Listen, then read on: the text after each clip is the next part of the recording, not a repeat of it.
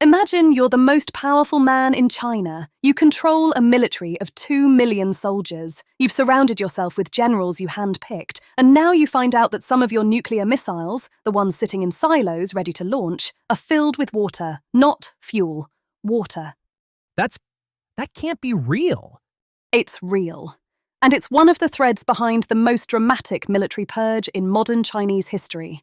On January 24th, China's Ministry of National Defense announced that General Zhang Yuxia, Xi Jinping's second-in-command, the highest-ranking uniformed officer in the entire People's Liberation Army, is under investigation for serious violations of discipline and law. In China, when they make that announcement publicly, it's over. Your career is done. Who is Zhang Yuxia? Why does this matter more than a typical political shakeup?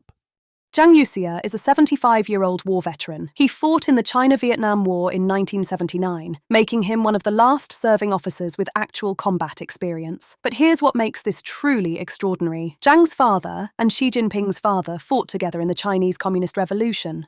These two men grew up together. Zhang was widely considered Xi's most trusted military advisor and closest ally inside the PLA. Xi purged his childhood friend? What could possibly justify that? There are at least 3 theories, and they might all be true simultaneously. First, corruption. Bloomberg reported that US intelligence had documented entire missile fields in China's Xinjiang region, where silo lids were designed to prevent missiles from actually launching. Some missiles were found filled with water instead of fuel. The PLA rocket force, which handles China's nuclear arsenal, had its entire leadership purged starting in 2023 over this. Zhang may have been connected to those failures. Second, espionage. The Wall Street Journal reported that some Chinese officers were told Zhang had passed nuclear secrets to the United States. US officials, however, say they're unaware of Zhang being an intelligence asset. And third, and this is the one that unsettles intelligence analysts the most. Paranoia. Paranoia by Xi himself? US intelligence assessments in recent years have concluded that Xi Jinping operates with what they describe as an extreme level of paranoia, and the scale of these purges backs that up. Of the 6 generals Xi personally appointed to China's Central Military Commission in 2022, 5 have now been removed or placed under investigation. Only 1 remains, and his job is running the investigations into the others. Of 30 generals and admirals who ran theatre commands or specialised operations at the start of 2023, almost all have been expelled or have simply disappeared, according to a New York Times analysis. So, the world's largest military is essentially operating without senior leadership? The Central Military Commission, China's top military command body, was originally 7 members. It's now down to 2, Xi himself and the 1 general running the investigations. That's it. And here's why the timing matters. Many CIA analysts peg 2027 as a potential window for China to move against Taiwan. If Xi is cleaning house because his military was compromised and unready, that's alarming in one way. If he's doing it because he's consumed by paranoia and purging anyone who accumulates power, that's alarming in a completely different way. Prediction markets are now taking bets on whether Xi himself will be removed before 2027. The fact that we're even having that conversation tells you how unprecedented this is. All right, shifting gears, because while one superpower is tearing itself apart internally, the biggest companies in American tech just dropped some staggering numbers.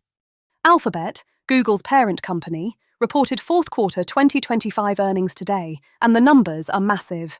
Revenue, $113.8 billion. That's an 18% jump year over year.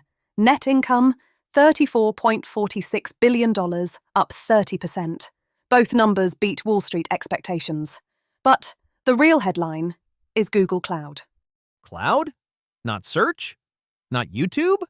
Google Cloud revenue hit $17.66 billion for the quarter, a 48% increase from a year ago. That dramatically outpaced everything else in the company. For context, YouTube ads grew about 9% and actually missed expectations. Google's traditional search advertising is still a monster, $82 billion in ad revenue this quarter alone. But the growth engine has shifted. Cloud is where the future is, and Google knows it.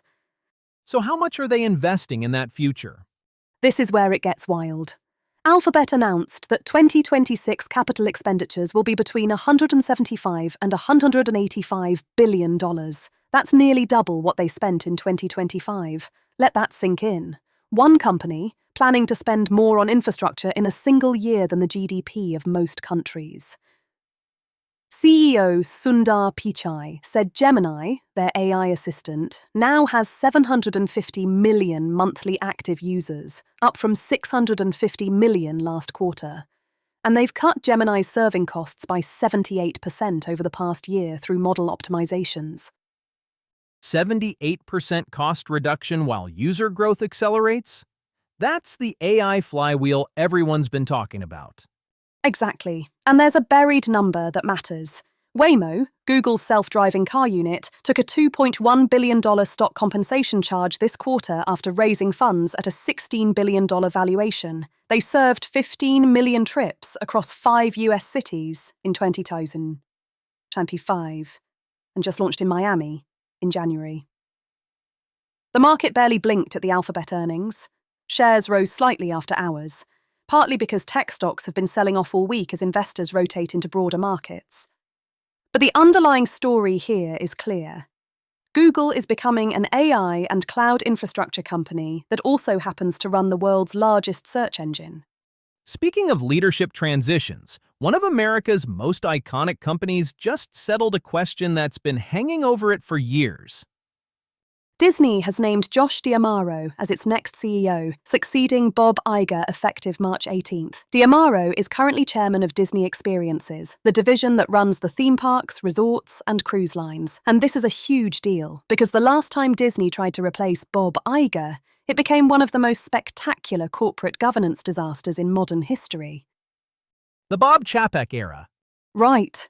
Iger first stepped down in 2020, handed the company to Chapek, who also came from the parks division, and within 2 years, Disney's stock was cratering, the streaming business was hemorrhaging money, and Chapek was publicly feuding with everyone from Florida's governor to his own creative teams. By late 2022, the board called Iger back. So the pressure on this pick was immense. The board considered over 100 candidates, chaired by former Morgan Stanley CEO James Gorman. It came down to D'Amaro and Dana Walden, who runs entertainment. D'Amaro won, and Walden was named President and Chief Creative Officer, a new role, reporting directly to him. Why D'Amaro?